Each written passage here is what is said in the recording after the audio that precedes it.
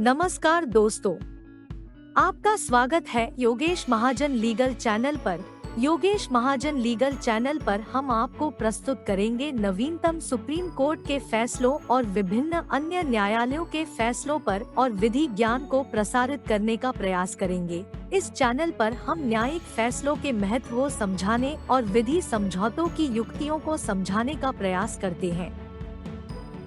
हमारा मकसद है कानून और न्याय के क्षेत्र में ज्ञान को आपके पास पहुंचाना, तो कृपया हमारे चैनल को सब्सक्राइब करें, घंटी आइकन दबाएं, वीडियो को लाइक और शेयर करें। इस वीडियो में हम सेल डीड के बारे में जानकारी लेंगे कि सेल डीड के क्या क्या इम्पोर्टेंट इंग्रेडिएंट्स होते हैं और सेल डीड में किन किन बातों का ध्यान रखना चाहिए जब हम सेल डीड बनाते हैं, ताकि कुछ आगे जाके मीन्स कोई डिस्प्यूट जनरेट हो पार्टीज के बीच में, तो कोई बार इम्पोर्टेंट महत्वपूर्ण जो क्लॉजेस होते हैं वो अगर सेल डीड में ना पाए हों, ना मेंशन किए गए हो, तो फिर जो परचेजर है उसको थोड़ी सी प्रॉब्लम आ सकती है। और आइए हम इसके जो कंटेंट्स हैं सेल डीड से रिलेटेड उसको समझने की कोशिश करते हैं। और जैसा कि हम इसका एग्रीमेंट टू सेल के ऊपर ऑलरेडी एक वीडियो बना चुके हैं, अगर आपने नहीं देखा तो उसको जरूर देखिए। और ये सेल डीड के मीन्स एग्रीमेंट टू सेल अगर देख लेंगे तो उसके बाद सेल डीड समझने में ज़्यादा आसानी हो जाएगी। तो देखिए, अब सेल डीड होती क्या है। सेल डीड बताया गया है, कोई भी अगर आप मकान बेच रहे हैं, दुकान बेच रहे हैं, कोई भी प्रॉपर्टी बेच रहे हैं, तो जब तक आपके पास एक वैलिड सेल डीड नहीं होगी तब तक आप उसके ऊपर मीन्स पूरे तरह से जो कोर्ट में जाएंगे या कहीं भी जाएंगे तो वो आप तक जब तक आपके पास सेल डीड नहीं होगी तब तक आप उसके पूरे मालिकाना जो मालिक है का जो स्टेटस होता है वो आपको नहीं मिलेगा।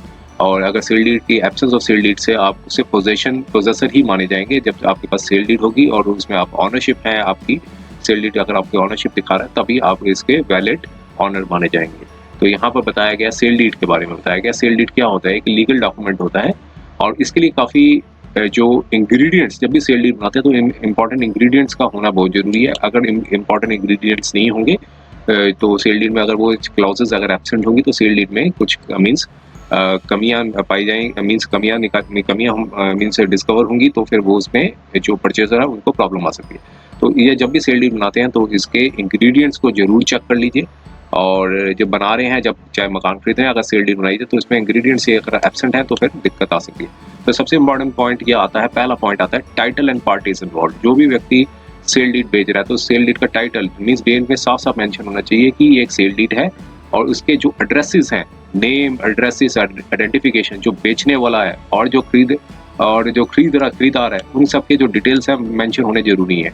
क्योंकि अगर कोई एड्रेसेस नहीं होगी, आइडेंटिफिकेशन नहीं होगी तो उसको, क्योंकि एक जो भी डिस्प्यूट रिजॉल्व होगा एक सिविल डिस्प्यूट रिजॉल्व होगा अगर दोनों पार्टीज के बीच में होता है तो इसलिए आइडेंटिफिकेशन होना बहुत ज़रूरी है। अगर उसमें अभी एक सेल डीड को देखते हैं, सेल डीड के जो एक फॉर्मेट बनाया हुआ सेल डीड का, उसमें क्या बताया गया, इसमें फुल सेल डीड में ये बताया गया, देखिए कि दोनों व्यक्ति हैं, जो परचेजर है, वेंडर है और बेचने वाला। सेल डीड ये है तो किस तारीख को बनाई गई है सेल डीड। अभी देखिए सेल डीड जो है वो किस डेट को बनाई गई। सेल डीड में अगर डेट नहीं है तो प्रॉब्लम रहेगी, तो इसलिए सेल डीड जिस डेट को एग्जीक्यूट की जा रही है उसका डेट मेंशन करना जरूरी है। इसलिए जब रजिस्टर कराते हैं या फिर एग्जीक्यूट करवाते हैं तो उसके लिए कई बार लोग ब्लैंक छोड़ देते हैं ताकि उसका जो डेट है वो अपडेट की जा सके। तो सेलर का नाम जरूरी है, सेलर का नाम, जो बेच रहा है उनके फादर, एज और कहाँ रिसाइड करते हैं।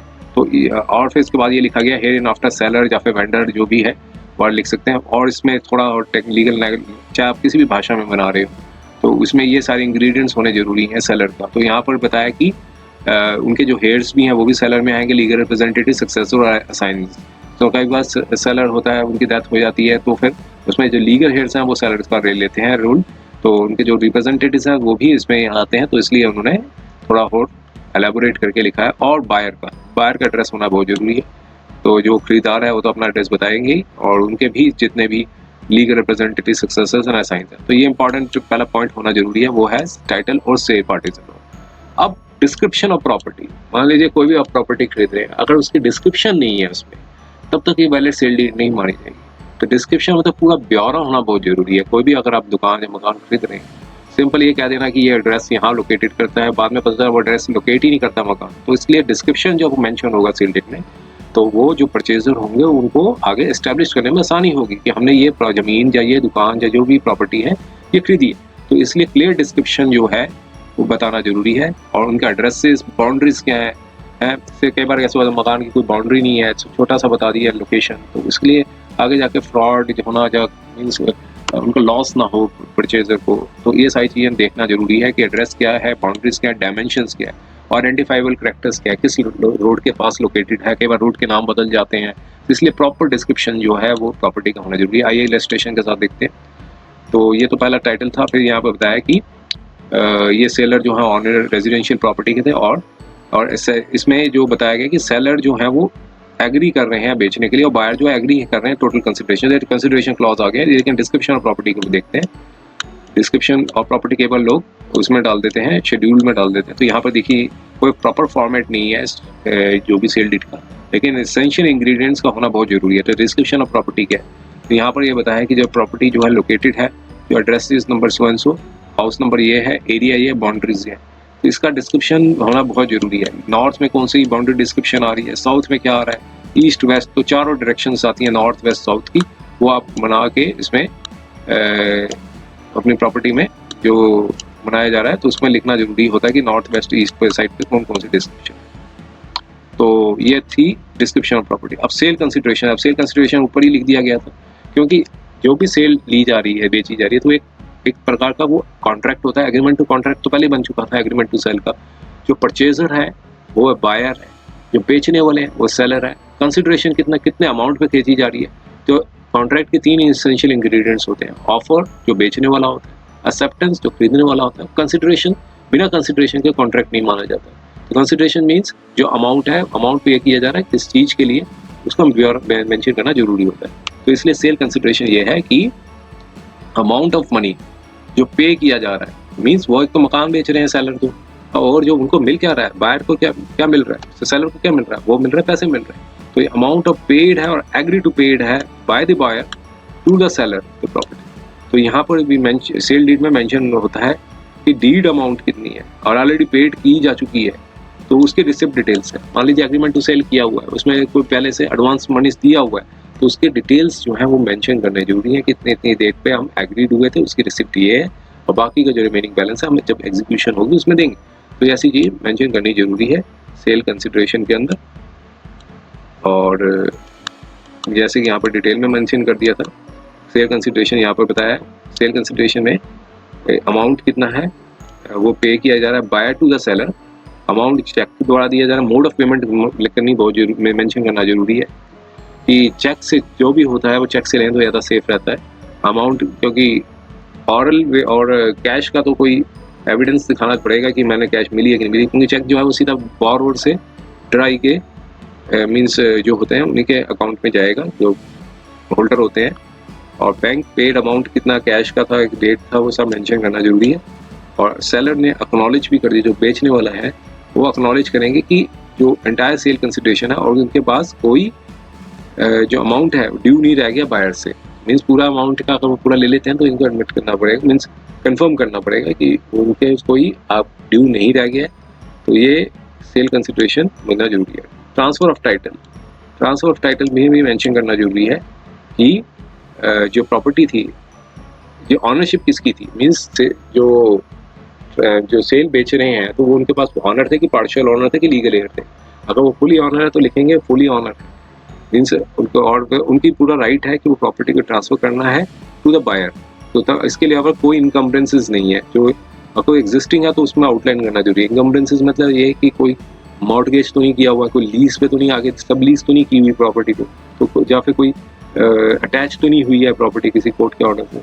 तो ये सारा पूरा डिस्क्रिप्शन लिख, और यहाँ पे लिखा है टाइटल, मीन्स ये उनके क्लियर मार्केट और एब्सोल्यूट टाइटल ऑफ प्रॉपर्टी, कोई मॉर्टगेज, इनकम्बरेंसेस, लाइन्स और चार्जेस नहीं है। और यहाँ टाइटल ऑफ पोजेशन को दोनों ने कंबाइंड ही कर दिया उन्होंने। सेलर जो है एश्योर कर दिया बायर को कि वो जो प्रॉपर्टी है सारे क्लेम्स, डिमांड्स, लिटिगेशन, डिस्प्यूट से अलग, मीन्स कोई इसमें नहीं पेंडिंग पड़ा हुआ है, ना ही कोई अटैचमेंट है, फुल फ्री फ्रॉम इनकम्बरेंसेस है। तो अगर कोई चीज़ इसमें कंसील की जाती है, हाइड अप की जाती है और गलत इन्फॉर्मेशन दी जाती है तो ये एग्रीमेंट जो होता है वो वाइड हो जाता है। तो ये जो परचेजर है वो उनका पूरा राइट बनता है कि वो क्लेम कर सके। इंडेमनीफाई का भी क्लॉज होता है, वो भी लिखा जाता है इसमें। तो ये पोजेशन के बारे में लिखा है कि साथ में ये भी बता दिया कि सेलर जो है वो पीसफुल पोजेशन और वैकेंट पोजेशन प्रॉपर्टी की ले लेंगे ऑन द डेट ऑफ जब डीड एग्जीक्यूट की जाएगी। और possession of property, transfer of title और पोजेशन ऑफ प्रॉपर्टी अलग अलग करके डिफाइन किया हुआ था यहाँ पे। और इनकम्बरेंसेस और लायबिलिटीज, ये सारी चीज मेंशन करने की जैसे पहले बता चुके हैं कि सारे existing mortgage lines charge इनकम्बरेंसेस property के ऊपर थे, तो वो कंफर्म क्लियरेंस जब बायर एक्सेप्ट करता है कंडीशंस को उसी पे देना होता है। और इंडेमनिटी क्लॉज लिखना जरूरी है। इंडेमनिटी क्लॉज में क्या होता है कि कल को कोई भी चीज आए तो वो परचेजर जो है वो थर्ड पार्टी क्लेम कोई कर रहा है, जो कोई कर रहा है, तो ये जो भी लीगल डिस्प्यूट होंगे वो मीन्स वो जो परचेजर है, जो बायर है, उसको इंडेमनीफाई करेंगे, मीन्स उसको कॉम्पनसेट किया जाएगा। जो बेच रहे हैं फिर को कोई थर्ड पार्टी क्लेम कर लेते हैं कि या फिर सिविल सूट फाइल कर देता है कोई थर्ड पार्टी समझ के, तो ये कहा कि अगर वो प्रॉपर्टी लॉस हो जाती है, कोर्ट कहती है कि वकेट करो, तो वो जो परचेजर है वो बायर से ही क्लेम करेंगे कि आपसे हमने प्रॉपर्टी खरीदी, तो अब आप ही इसको इंडेमनीफाई करो। तो इसका राइट बन जाता है इंडेमनिटी क्लॉज का। फिर अगला है कोवेनेंट्स एंड वारंटीज। तो यहाँ पे बताया कि जो सेलर जो है वो वारंटीज देगा फुल ऑनरशिप की, और लीगल अथॉरिटी देगा कि वो प्रॉपर्टी को बेच सकते हैं और फ्री फ्रॉम इनकम्बरेंस है। तो ये वारंटी भी दी जाएगी। मान लो अगर कोई परचेज कर लेते हैं प्रॉपर्टी को, उसको फिर बेचना चाह रहे हैं, तो यहाँ पर बताया है, इसमें एग्रीमेंट लिखवा दिया है कि जो सेलर का जो है वो पूरा ऑनरशिप है और लीगल अथॉरिटी होगी कि वो प्रॉपर्टी को जो बेच सकते हैं, और प्रॉपर्टी जो है वो फ्री फ्रॉम ऑल इनकम्बरेंसेस है। ये कोवेनेंट्स और वारंटीज हो गया। उसके बाद एग्जीक्यूशन एंड सिग्नेचरीज होना जरूरी है, जिसमें डीड के में दोनों पार्टीज के साइन होना जरूरी है, और अटेस्टेशन जो है वो किसी विटनेस द्वारा हो। सम केसेस में नोटराइजेशन और रजिस्ट्रेशन भी रिक्वायर्ड होता है।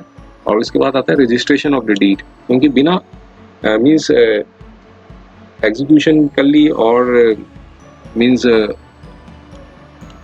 सिग्नेचर्स होने के बाद डीड का रजिस्ट्रेशन होना बड़ा जरूरी है, क्योंकि अगर डीड सेल डीड रजिस्टर नहीं होगी तो फिर गवर्नमेंट के रिकॉर्ड में नहीं जाएगी।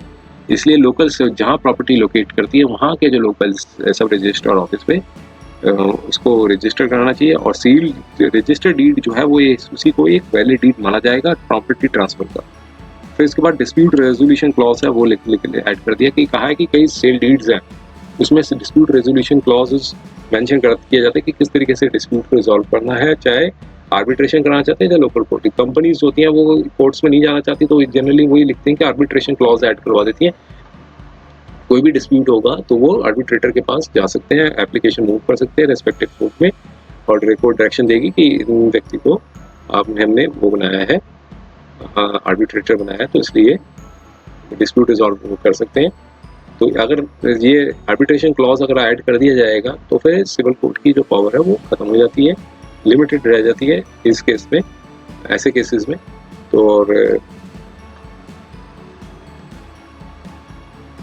अगर आर्बिट्रेशन क्लॉज ऐड कर दी जाती तो फिर कोर्ट जो है वो मीन्स सिविल कोर्ट की जुरिस्डिक्शन नहीं रहती कि इसको डिसाइड किया जाए। तो ये थी सेल डीड से रिलेटेड महत्वपूर्ण जानकारी। उम्मीद है कि यह वीडियो आपको पसंद आया होगा। अगर आपने अभी तक हमारे चैनल को सब्सक्राइब नहीं किया है तो कृपया इसे सब्सक्राइब कर ले और बेल आइकन दबाकर नोटिफिकेशन प्राप्त करें, ताकि आप हमारे नए वीडियो से अपडेट रह सकें। अगर आपको यह वीडियो पसंद आया हो तो कृपया लाइक करें और अपने दोस्तों के साथ शेयर करें। हमारे चैनल पर आपको न्यायिक मुद्दों, कानूनी सलाह और कानूनी अपडेट्स के बारे में नवाचारिक और महत्वपूर्ण जानकारी मिलेगी। हमारे साथ बने रहें, क्योंकि योगेश महाजन लीगल आपके कानूनी सवालों का सहायक है।